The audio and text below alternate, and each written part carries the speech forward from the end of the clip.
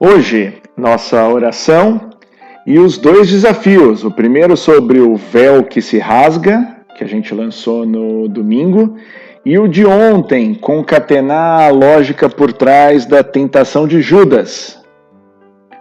Começando pela nossa oração, lembrando, quer você concorde, quer especialmente você discorde, assista amanhã, 8h30 da noite, amanhã quarta-feira, nosso grupo Coronavírus e as Provações. É um tema todo espinhudo, todo complicado, como nós cristãos precisamos entender o que está acontecendo e se posicionar diante do que está acontecendo.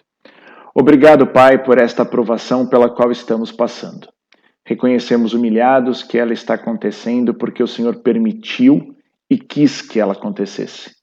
Abra nosso coração e nossa mente para que ela resulte 1. Na consolidação da nossa conversão. 2. Em termos verdadeiramente o Espírito Santo. 3. Em sermos realmente guiados pelo Espírito Santo. E 4. Em passarmos a dar frutos do Espírito. Alcançar isso é a vitória que o Senhor espera de nós e que o Senhor nos ajudará a obter. É só em Ti, Senhor, que somos vitoriosos. Amém. Voltando aqui para as nossas leituras, hoje é terça-feira, já da Semana Santa. Profecia, mais uma em Isaías.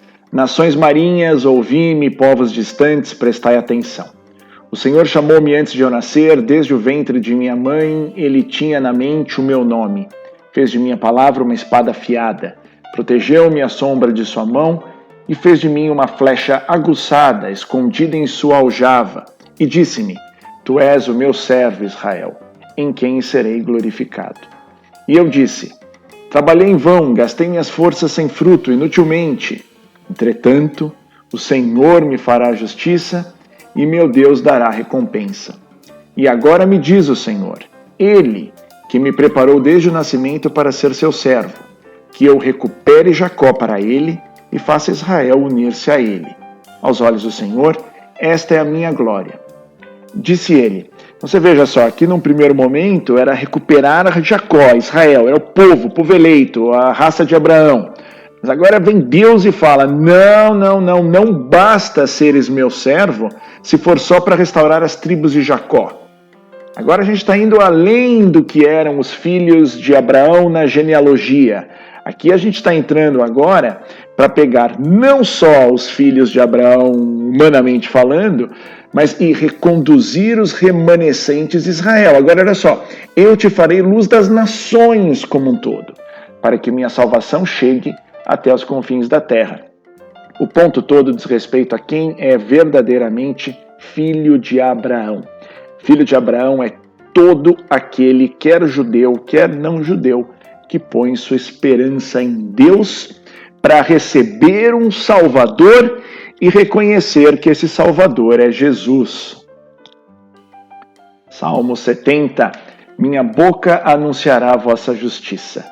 Eu procuro meu refúgio em vós, Senhor, que eu não seja envergonhado para sempre. Porque sois justo. Defendei-me e libertai-me. Escutai a minha voz, vinde-me salvar-me. Sede uma rocha protetora para mim, um abrigo bem seguro que me salve.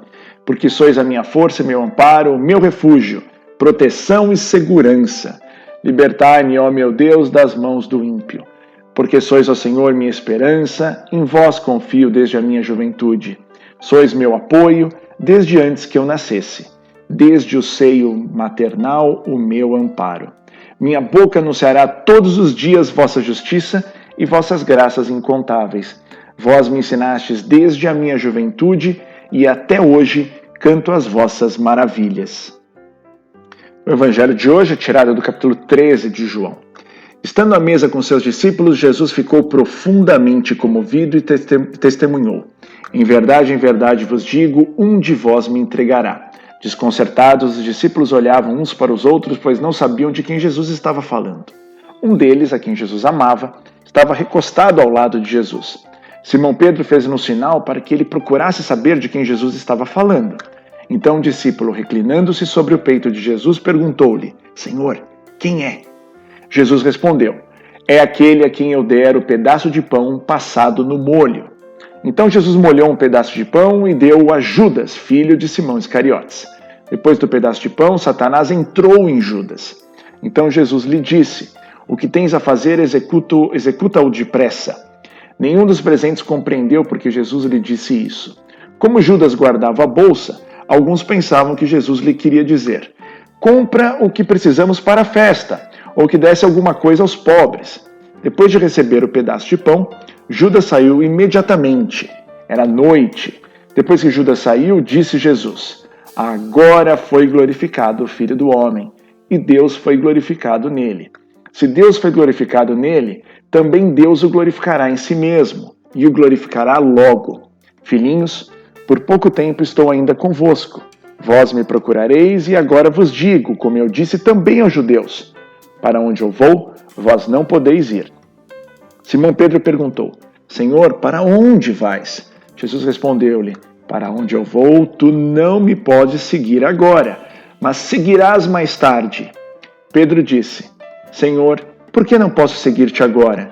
Eu darei a minha vida por ti. Respondeu Jesus: darás a tua vida por mim?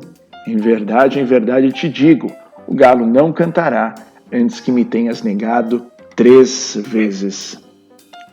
Muito bem, texto espetacular, a gente está bem próximo agora à Paixão de Cristo. E de tantas coisas a gente vai pegar direto o que mais importa. Tem uma frasezinha aqui que é a mais importante, e essa frasezinha é essa aqui. Pedro no diálogo com Jesus. Tu não me podes seguir agora, disse Jesus a Pedro. Não adianta, agora você não pode seguir, mas seguirás mais tarde. Olha, não estou nem entrando agora, pelo menos, no ponto de negar 3 vezes. Não é nada disso, ponto. Aliás, isso é o de menos. A gente vai ver daqui a pouquinho. O relevante é isso aqui. Jesus, que já sabia que Pedro ia negá-lo 3 vezes, diz: olha, você não pode me seguir agora, mas você vai me seguir mais tarde. Agora você ainda não está pronto. Agora você ainda não está preparado. Puxa, eles ficaram 3 anos andando com Jesus. Jesus ia morrer daqui poucas horas. Como assim ele não estava pronto? Não estava pronto. E por que ele não estava pronto? O que aconteceria entre esse agora ele não podia ir, Pedro não podia ir, e o mais tarde? O que é esse mais tarde? Você precisa, quando esbarra num texto desse, se perguntar: o que é esse mais tarde? Esse mais tarde, pessoal, é o conjunto das seguintes coisas. 1. Depois de Jesus ter morrido, sem que Jesus morresse, não só Pedro, mas qualquer outra pessoa, incluindo você, incluindo eu, incluindo o seu padre, incluindo o Papa, sem que Jesus tivesse morrido, ninguém nunca ia conseguir pensar em ir para o lugar para onde Jesus foi. 2, que Jesus ressuscitasse. E 3, o mais importante, que viria a acontecer muitos dias depois da ressurreição, que recebesse o Espírito Santo. São essas 3 coisas. Então, agora não podia mesmo, mas depois podia. Esse é o ponto crucial desse evangelho. Agora vamos aos outros detalhes. Olha só o que Jesus fala. Agora, depois que Judas vai embora, agora foi glorificado o Filho do Homem, e Deus foi glorificado nele. Se Deus foi glorificado nele, também Deus o glorificará em si mesmo e o glorificará logo. É uma glória mútua. É Jesus glorificando o Pai e o Pai glorificando o Filho. E o que aconteceu para então Jesus poder falar: agora foi glorificado o Filho do Homem? Naturalmente, é a saída de Judas e dispara todo o processo. Lembrando, pessoal, aqui não é para ficar com grandes milindres. Judas traiu, injustiçou Jesus, pobrezinho de Jesus. Jesus não é pobrezinho, pessoal. Jesus não é o coitadinho que foi vítima da maldade do mundo. Não é nada disso. Jesus veio para morrer. Essa glória agora vai ser glorificado o Filho do Homem, né? É óbvio que Jesus sabia que Judas estava saindo para traí-lo. Então, todo o processo que se desencadeia a partir dessa traição leva a glória, que é a própria morte, né? Que é a glória de Jesus e com isso a glória de Deus. Pessoal, é isso mesmo. Jesus é glorificado na sua morte. E Deus é glorificado na morte de Jesus. Um próximo ponto relevante. Ainda fazendo conexão, agora vocês me procuram. Para onde eu vou, vós não podeis ir. Antes a gente tinha visto que não podes ir agora, mas depois poderá. Jesus está claramente indo para uma posição, como a gente viu aqui no vermelho, de glória em relação ao Pai. Muito mais relevante é dizer, olha, realmente, você não pode e nem ninguém pode. Mas lembrando o ponto inicial, passando pelas três coisas, depois da morte de Jesus, a ressurreição de Jesus e receber o Espírito Santo, e aí, naturalmente, temos que aderir a isso, aí poderemos. Fora disso, não podes. E agora, uma última coisa, que é a parte talvez mais triste, muito mais triste até do que a traição de Judas, que é Jesus já antecipar que Pedro ia traí-lo 3 vezes. E de fato trai. A gente sabe que trai. Trai negando as 3 vezes. Pessoal, mais uma vez, tem um jeito certo. Tem vários errados, mas tem um certo de você, ao ler essa passagem, interpretá-la, assumi-la. O jeito certo é se vendo no lugar de Pedro.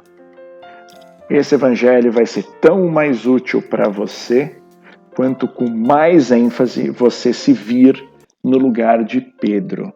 Aquele Pedro que negou Jesus 3 vezes, veja lá você. Tem uma diferença. E a diferença é catastrófica. Pedro negou Jesus só 3 vezes. E com isso a gente volta no nosso exercício. Começamos ontem, vamos só lembrar. Nosso evangelho de hoje é esse segundo, aqui também tem uma barra. O nosso é esse aqui, do capítulo 13 de João. Começa aqui, ó, depois do risco. Esse outro aqui, que é o 12 e 11, é o de ontem, que eu estou botando aqui de volta aqui em cima. E mais para frente, eu estou botando também o de Mateus, que é o de amanhã. Então aqui tem concentrado os evangelhos de ontem, esse primeiro, o de hoje, que começa a partir daqui, e daqui a pouco, mais para frente, o de amanhã. Por que a gente está olhando esses 3 evangelhos em conjunto? Porque a gente precisa, ao ver os 3 juntos, identificar o que de fato aconteceu com Judas. Judas, pessoal, é um cara normal como qualquer outro. Você pode, se quiser, e eu recomendo que você faça isso, se ver também no lugar de Judas. Algumas coisas aconteceram com ele, e quando você olha os 3 evangelhos em conjunto, isso fica claro. Por ora, eu estou te provocando a você refletir sobre essas coisas. Amanhã a gente vai dar a solução. Amanhã, no nosso Conexão Bíblica Diário, a gente vai dar a solução para essa grande questão. Mas por hora, vamos lá, concatena essas coisas todas, põe numa sequência, vê como elas se encaixam, pede o Espírito Santo para entendê-las. Em primeiro lugar, a gente viu isso no Evangelho de ontem, Judas Iscariotes era um ladrão contumaz, ele era um ladrão sabido, Jesus sabia que ele era ladrão. Todo mundo sabia que ele era ladrão. Eu fiz até a brincadeira. Como é possível Jesus, sabendo que ele era ladrão, ter deixado com Judas a chave do cofre? Se Jesus fosse o presidente de uma empresa, é quase como se ele tivesse botado como diretor financeiro ou como contador, alguma coisa do tipo, um bandido, sabidamente ladrão. Foi exatamente o que Jesus fez. Judas, ele já era ladrão. Ele já tinha algum problema terrível, ele já era ladrão. No evangelho de hoje, Jesus já afirma com todas as letras, um de vós me entregará. É óbvio, Jesus sempre soube que algum deles e quem deles iria traí-lo. Então aqui no 2, evangelho de hoje, um de vós me entregará. Continua o evangelho de hoje. E deu a Simão Iscariotes, né, Judas, filho de Simão Iscariotes, que é o próprio Judas, o pedaço de pão. Lembra, Jesus tinha dito, olha, para quem eu desse o pedaço de pão é ele. E ele deu para Judas. Então, não só Jesus sabia categoricamente que alguém ia traí-lo, dentre os 12, como ele sabia que esse alguém era o próprio Judas. Jesus deixava a chave do cofre na mão do cara que ia traí-lo. Isso tem que acender uma luz na sua cabeça sobre como funciona o cristianismo.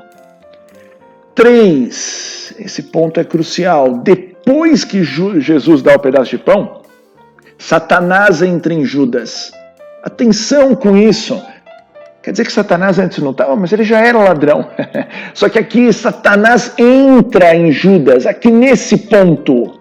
Antes, Satanás não estava, ou se estava, estava de outro jeito. Temos que pensar, a gente tem que juntar tudo isso e chegar a uma conclusão. 4, depois que acontece tudo isso e Satanás entra e Jesus fala que é ele, Judas não perde, ele vai imediatamente. Acabou a conversa, ele pega e vai. Isso tem a ver. Amanhã, no Evangelho de Mateus, Mateus narra a conversa com os sacerdotes, onde então Judas negocia Jesus por 30 moedas de prata. Vale lembrar, Maria jogou um perfume nos pés de Jesus que valia 300 moedas de prata. É 300 moedas de prata de um lado e 30 moedas de prata do outro. E no fim, o 6º ponto, no Evangelho de amanhã também, é esse Mateus, a frase de Jesus: ai daquele que trair o Filho do Homem, seria melhor que nunca tivesse nascido. Com isso, pessoal, a gente mais uma vez está batendo nesses pontos, conclamando vocês a refletirem sobre eles. E lembrando, a solução desse desafio a gente vai dar amanhã no nosso Conexão Bíblica Diária. E não se esqueça, tem ainda um outro desafio, que é interpretar lá em Mateus 27, a paixão de Cristo segundo Mateus, o que significa aquela passagem de que o véu do templo se rasgou. Isso é uma coisa boa ou isso é uma coisa ruim? É um sacrilégio ou é uma glória?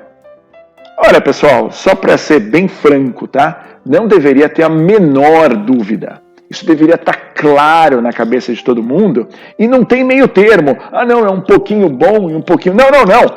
É 100% uma coisa ou outra. Estou afirmando para você. Se você achar que é ruim, saiba, tem que ser totalmente ruim. Se você achar que é bom, tem que ser totalmente bom. A resposta disso a gente vai dar na quinta-feira. Muito provavelmente em algum encontro que a gente ainda precisa organizar, como uma vigília da Quinta-feira Santa, depois da celebração do Lava Pés, que a gente vai acompanhar pela internet.